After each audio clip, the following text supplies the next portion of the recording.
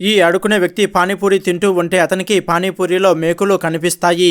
ఈ వ్యక్తి పానీపూరిలో వచ్చిన మేకులని చూసి ఆశ్చర్యపోయి ఇదేంటి పానీపూరిలో మేకులు ఎలా వచ్చాయి అని అనుకుంటూ షర్బతు బండి వైపు చూస్తాడు.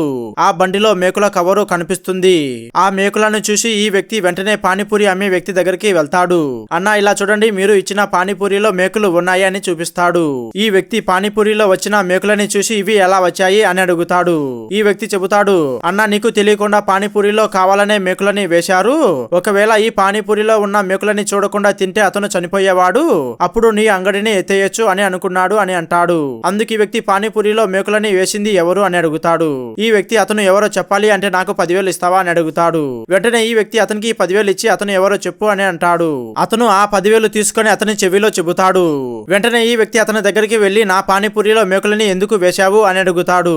ఈ వ్యక్తి అడుకునే వ్యక్తిని చూసి ఇతనేనా నీకు పానీపూరిలో మేకులని వేసింది అని చెప్పింది అని అతన్ని కొడతాడు. అడుకునే వ్యక్తి ఆ మేకుల కవర్ ని తీసుకుని ఇదిగో చూడు, నువ్వే పానీపూరిలో మేకులని వేశావని ఇదే సాక్ష్యం అని చెబుతాడు. ఈ వ్యక్తి నా పానీపూరిలో మేకులని వేసింది నువ్వే కదా అని చెప్పి వాళ్ళిద్దరూ కలిసి అతన్ని కొడతాడు. ఫ్రెండ్స్, పార్ట్ 1 వీడియో చూడకుంటే కింద ఉంది చూడండి. అలాగే ఈ వీడియో మొత్తం చూసిన తర్వాత మీకు ఏమనిపించిందో ఖచ్చితంగా కింద కామెంట్ చేయండి. అలాగే ఈ వీడియోకు ఒక లైక్ చేయండి. Thank you friends.